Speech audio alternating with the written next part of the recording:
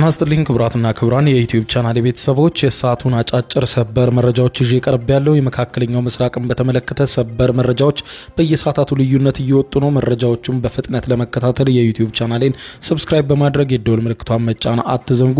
ወደ ሰበር መረጃዎቹ ስናቀና አሁንም የመካከለኛው ምስራቅ ውጥረት ተባብሶ ቀጥሏል። በኢራን ላይ ከባድ ጥቃቶች ሲፈጸሙ ኢራንም በመካከለኛው ምስራቅ ሀገራት ላይ የምትፈጽመውን ጥቃት አጠናክራለች። ሳውዲ አረቢያ ግዙፉ የነዳጅ ማጣሪያዋ በድጋሚ በዛሬው ዕለት ማለዳ ከባድ ጥቃት አስተናግዷል። በሌላ በኩል የአያቶላ አሊ ካሚኒ የቀብር ስነ ስርዓት ለ3 ቀናት የሚቆየው ፕሮግራም በዛሬው ዕለት ምሽቱን በኢራን ውስጥ ይጀምራል ተብሎ ይጠበቃል። እስራኤል ባወጣችው መግለጫ እንደገለጸችው በአያቶላ አሊ ካሚኒ ምትክ የሚመረጥ ማናቸውም ሰው የሚወሰድበት እርምጃም የከፋ ይሆናል ስትል አስታውቃለች። በሌላ በኩል ኢራን በድጋሚ በውጭ ጉዳይ ሚኒስትሯ አባስ አራግቺ በኩል ምንም አይነት ድርድር ከአሜሪካ ጋር እንደማይኖር አስታውቃለች። በሌላ በኩል ከፍተኛ የሃይማኖት መሪ በኢራን ውስጥ ለፖለቲካው አመራሮች እንዳስታወቁት ድርድር ብላችሁ ከዚህ በኋላ ከአሜሪካ ጋር እንዳትቀመጡ፣ ጦርነቱ ይቀጥላል ብለዋል። የተለያዩ የአፍሪካ ሀገራት በኢራን ላይ የተወሰደውን እርምጃ እየተቃወሙ ሲሆን አፍሪካዊቷ ሀገር ቡርኪና ፋሶ በዚህ ቁጣ በማሰማት በሀገሯ የሚገኘውን የአሜሪካ ኤምባሲን መዝጋቷ ተዘግቧል። ውጥረቶች በከፍተኛ ሁኔታ እየተባባሱ ነው። ኢራን ደግሞ 10 የጦር መርከቦችን በዘጋሁት የሆርሙዝ ሰርጥ ላይ ለማለፍ ሲሞክሩ መትቻቸዋለሁ ስትል ገልጻለች። ዝርዝር መረጃውን ላስደምጣችሁ፣ አብረን እንከታተለው።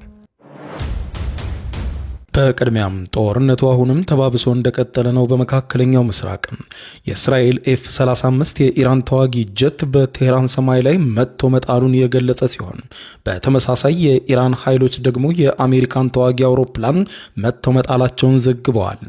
ዛሬ ረፋድ ላይ በዓለም ወታደራዊ ታሪክ ለመጀመሪያ ጊዜ እጅግ ዘመናዊ የሚባለው ኤፍ-35 ተዋጊ ጀት በሰው የሚመራ ሌላ ተዋጊ ጀትን በአየር ላይ መጥቶ በመጣል አዲስ ታሪክ ማስመዝገቡ ተገልጿል።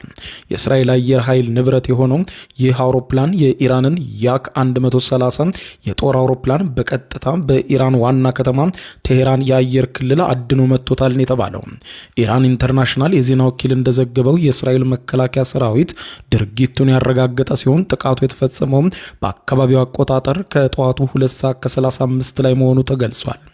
ይህ ክስተት በሁለቱ ሀገራት መካከል ያለውን ጦርነት ወደማይመለስበት ከፍተኛ ደረጃ ያሸጋገረው ሲሆን በዓለም የጦር መሳሪያ ታሪክም ኤፍ-35 አውሮፕላን በሰው የሚበር የጠላት አውሮፕላንን መጥቶ ሲጥል ለመጀመሪያ ጊዜ ነው ተብሏል። በሌላ በኩል በኢራን ጥቃት ለማድረስ ሲዘዋወር የነበረ የንብረትነቱ የአሜሪካ የሆነ ተዋጊ አውሮፕላን በኢራን የአየር መቃወሚያ ተመትቶ መውደቁም ተዘግቧል። በመካከለኛው ምስራቅ በተባባሰው ጦርነት ኢራን የሆርሙዝ ሰርጥን ከቀናት በፊት መዝጋቷ ይታወቃል። ነገር ግን የኢራን አብዮታዊ ዘብ ወይም አይአርጂሲ የባህር ኃይል የፖለቲካ ጉዳዮች ኃላፊ በዛሬው ዕለት ረፋዱን በሰጡት መግለጫ እንዳሉት ከሆነ የሆርሙዝ ሰርጥን መዝጋታችን ይታወቃል። ነገር ግን የሆርሙዝ ሰርጥን መዘጋትን የኢራንን ማስጠንቀቂያ ችላ በማለት በአካባቢው ሲንቀሳቀሱ የነበሩ 10 ግዙፍ ነዳጅ ጫኝ መርከቦችን በኢራን ኃይሎች ተመተው ወድመዋል ብለዋል። በተለያዩ አውዳሚ ተወርዋሪ ጥቃቶች የተመቱት 10 መርከቦች ከፍተኛ ውድመት እንደገጠማቸውና ገሚሶቹ ሲሰጥሙ ገሚሶቹ በእሳት እንደተያያዙ አመልክተዋል። ኢራን ሆርሙዝ መዘጋቱን ይፋ ብታደርግም ነገር ግን ንግግሯን ከቆባ ለመቁጠር በግዴለሽነት በሰርጦ ለማለፍ ሞክረዋል የተባሉ 10 የጦር መርከቦች በኢራን ኃይሎች መመታታቸውን የገለጹት ኃላፊው አክለውም ሲናገሩ አሁንም የክልከላ ባለመነሳቱ ምንም አይነት መርከብ በአካባቢው ላይ እንዳያልፍ አስቸኳይ ክልከላ ጥለናልም ብለዋል። በሌላ በኩል ኢራን እንደገለጸችው ከአያቶላ አሊ ካሚኒ ቀብር በኋላ ተተኪያቸው ይታወቃል ብላለች። እስራኤል ደግሞ አዲስ የሚሾም ማናቸውም መሪ በሙሉ ዋነኛ ኢላማዊ ይሆናል ስትል ዝታለች። የኢራኑ ጠቅላይ መሪ አያቶላ አሊ ካሚኒ የቀብር ስነ ስርዓት ዛሬ ምሽቱን በሚከናወን ስራ ስርዓት የሚጀመር ሲሆን የሚተካቸው አዲስ መሪም ግብዓተ መሬታቸውን ተከትሎ ይፋ እንደሚደረግ የሀገሪቱ መንግስት መገናኛ ብዙሃን ዘግበዋል። ምርጫውን የሚያከናውነው ምክር ቤት ጽህፈት ቤቶች ጥቃት እንደተፈጸመባቸው ሲዘገብ እስራኤልም ለደህንነቷ ለደህንነቷ ስጋት ሆኖ የሚቀጥል ማናቸውም መሪን እርምጃ እንደምትወስድበት ገልጻለች። የጠቅላይ መሪው የቀብር ስነ ስርዓት 3 ቀናትን እንደሚወስድና ከቀብሩ በኋላ የሪፐብሊኩ መሪን የሚሰይሙት መንፈሳዊና ፖለቲካዊ ስልጣን ያላቸው ሌሎች መሪዎች በአካል ተሰብስበው ምርጫውን እንደሚያከናውኑ ፋርስ የተባለው የኢራኑ የዜና ወኪል ዘግቧል። ምርጫውን የሚያካሂደው ምክር ቤት አባላት ለአሜሪካና እስራኤል ጥቃት በድጋሚ እንዳይጋለጡ አስፈላጊ የሆነው የደህንነት ጥበቃ እርምጃ በከፍተኛ ደረጃ መወሰዱን ዘገባዎች ጠቁመዋል። ነገር ግን ቆም በምትባለው ከተማ የሚገኘው የከፍተኛ ባለስልጣናቱ ጉባኤ አባላት ጽህፈት ቤት ማክሰኞ ዕለት ቴህራን ውስጥ ስብሰባ የሚያደርግበት ቦታ ላይ ዛሬ በእስራኤልና በአሜሪካ ጥቃት እንደተፈጸመበት ቢቢሲ ፐርሺያን ዘግቧል። የአያቶላ ሐሚኒ ቀብር በትክክል የት እንደሚካሄድ እስካሁን በግልጽ የተገለጸ ነገር የለም። የኢራን መገናኛ ብዙሃን ግን ማሻድ በምትባለው ከተማ ውስጥ በሚገኘው 8ኛው የሺያ ኢማም የእምነት ስፍራ ሊሆን እንደሚችል ከወዲሁ ግምታቸውን አስቀምጠዋል። የኢራን ሪፐብሊክ 3ኛው ጠቅላይ መሪ ማን እንደሚሆን እየተጠበቀ ባለበት በአሁኑ ወቅት ኒውዮርክ ታይምስ የኢራንን ባለስልጣናት ጠቅሶ የሟቹ መሪ ልጅ ሞጅታባ ሐሚኒ አዲሱ መሪ ሊሆን እንደሚችል በዚህም ጉዳይ ስምምነት ላይ መደረሱን ምንጮች ማረጋገጣቸውን ይፋ አድርጓል። ፋርስ የዜና ወኪል ከሐሚኒ ቀብር በኋላ የመሪውን ማንነት ይፋ እንደሚደረግና የሹመት ስነ ስርዓቱን በሚቀጥለው ሳምንት እንደሚከናወን ተዘግቧል። ይህ በዚህ እንዳለ የእስራኤል መከላከያ ሚኒስትር እስራኤል ጋንትስ ለሀገራቸው ጠላት የሆነ ማናቸውን መሪ በኢራን ላይ እንዲቀመጥ እንደማይፈቅዱና ቀጣይ ኢላማቸው እንደሚሆን ተናግረዋል።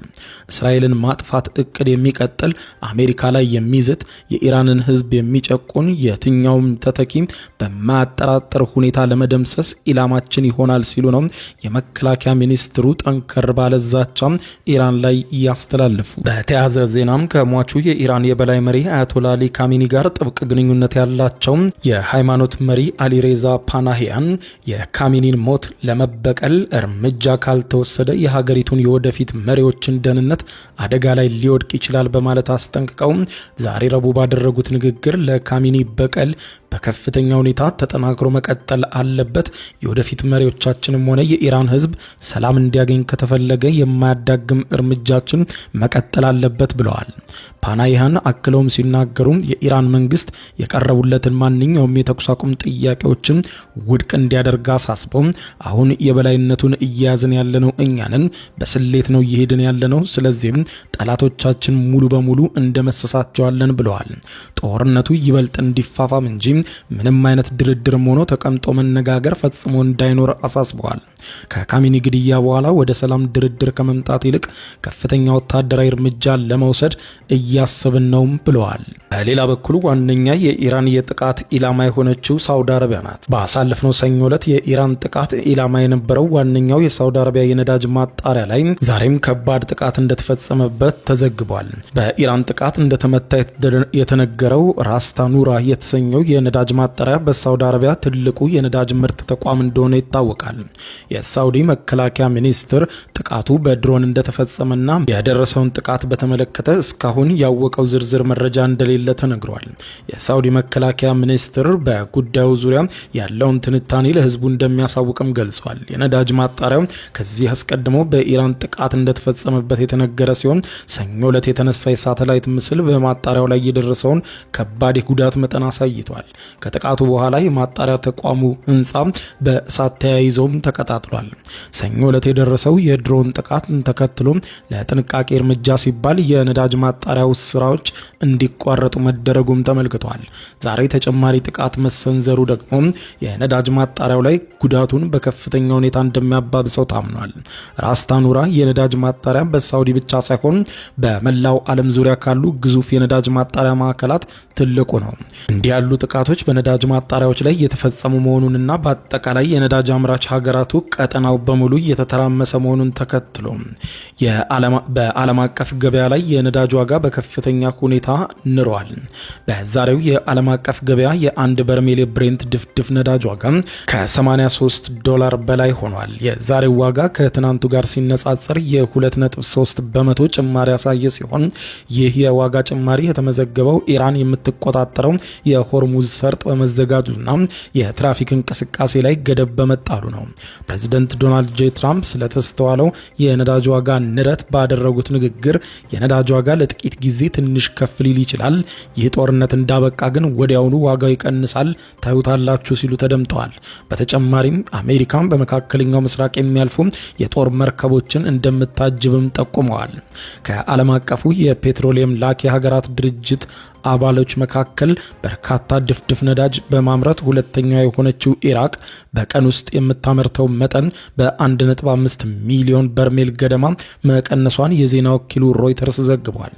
የሀገሪቱ የነዳጅ ምርት በግማሽ ገደማ የቀነሰው በነዳጅ ማከማቻ እንዲሁም በኤክስፖርት መስመሮች ላይ በተጣለው ገደብ ምክንያት እንደሆነ ባለስልጣናቱ አረጋግጠዋል። ኤክስፖርት በድጋሚ የማይጀመር ከሆነ ሀገሪቱ በየቀኑ የምታመርተውን 3 ሚሊዮን በርሜል ድፍድፍ ነዳጅ ልታቆመውም ጭምር እንደምትችል ተገልጿል። በተጨማሪም ኢራን ከዓለም ነዳጅ 1/5 በሚተላለፍበት የሆርሙዝ ሰርጥ ላይ የሚጓዙ የነዳጅ ታንከሮችን ጥቃት ኢላማ አድርጋ እየፈጸመች መሆኑ ከፍተኛ ስጋት አጭሯል።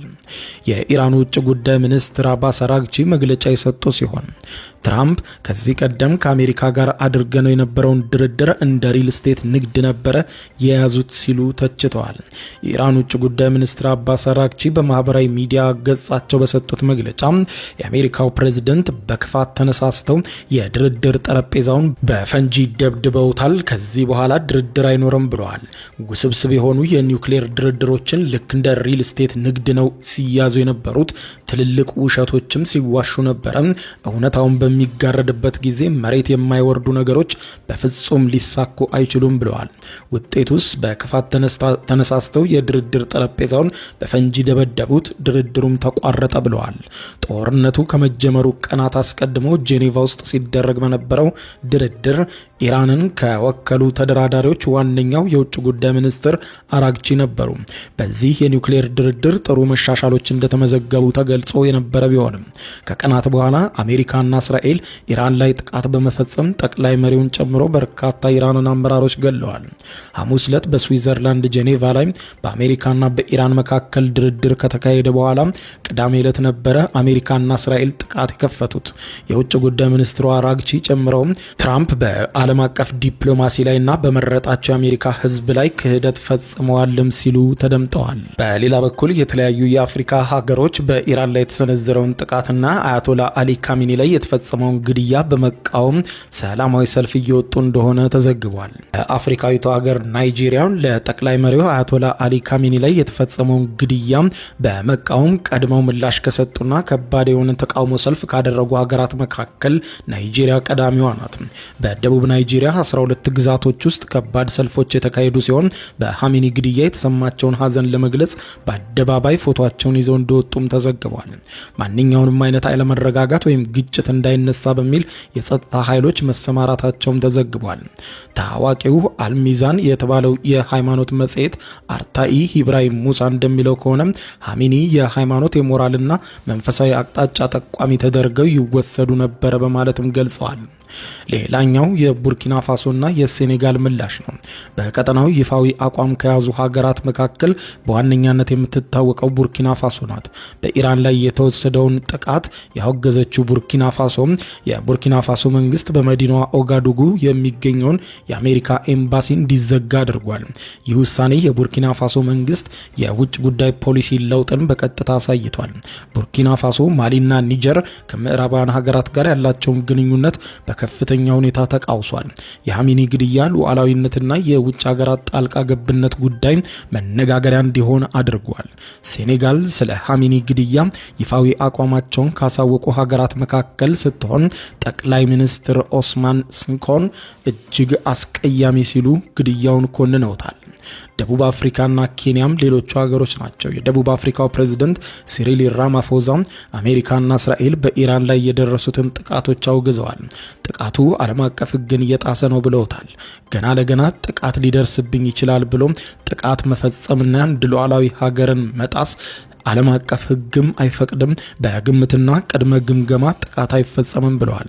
የኬንያው ፕሬዝዳንት ዊሊያም ሩቶ በባህረ ሰላጤው ሀገራት ላይ የደረሰውን ጥቃት ኮንነዋል። በተባበሩት አረብ ኤምሬቶች፣ ሳውዲ አረቢያ፣ ኢራቅ፣ ኦማን፣ ኩዌት፣ ዮርዳኖስ፣ ባህሬን ላይ የተፈጸመውን ጥቃት ኬንያ ታወግዛለች በማለት ተናግረዋል። ጦርነቱ በመካከለኛው ምስራቅ ሀገራት መስፋፋቱ ዓለም አቀፍ ሰላምንና መረጋጋትን እንደሚያናጋም ጠቁመዋል። የአፍሪካ ሀገራት በይፋ ጥቃቶችን በማውገዝ አቋማቸውን እየገለጹ ሲሆን በተለይም ደግሞ በሳህል አካባቢ ለሚገኙት ሀገራት የኢራኑን ጠቅላይ መሪ መገደል ከባድ የሆነ ሃይማኖታዊ ትርጉም እንዳለው በየፊናቸው ገልጠዋል። ክቡራን አድማጮች ለሰዓቱ ብታደምጧቸው ያልኳቸው አጫጭር መረጃዎች የሰማችኋቸው ነበሩ። ከሰዓታት በኋላ በሌላ መረጃ ተመልሰን እስከምንገናኝ በያለንበት የዓለም ዳር ቸር እንቆይ።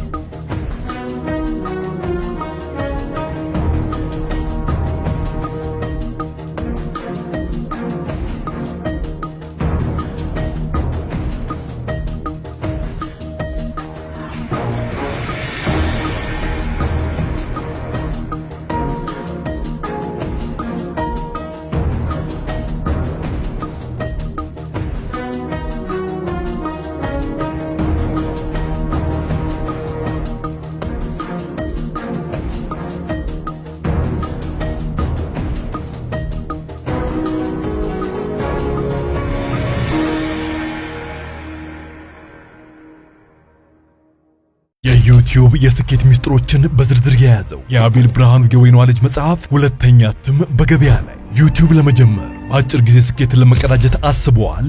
ዩቲዩብ ብጀምር ስንት ብር አገኘሁም ብሎ አስበዋል? እንግዲያውስ በዩቲዩብ 2 የወርቅ 3 የብር ሽልማቶችን ያገኘው የአቤል ብርሃኑ የወይኗ ልጅ የዩቲዩብ ሚስጥሮች መጽሐፍ በዝርዝር ሁሉንም ያብራራሉታል። ዛሬውኑ ገዝተው ህልሞን እውን የሚያደርጉበትን የዩቲዩብ የስኬት መንገድ ይጀምሩ። በሀገር ቤት አከፋፋይ አዲስ አበባ ሜክሲኮ ኮሜርስ መጽሐፍት መደብር። በውጭ ሀገራት ለምትገኙ ከአማዞን ላይ ብታዙ በቀናት ውስጥ ደጁ ይደርሳል። የአማዞን ሊንኩን እዚህ ቪዲዮ ኮሜንት ላይ ያገኙታል። የዩቲዩብ ሚስጥሮች ዘመኑ ጋር ተፈላጊ መጽሐፍ።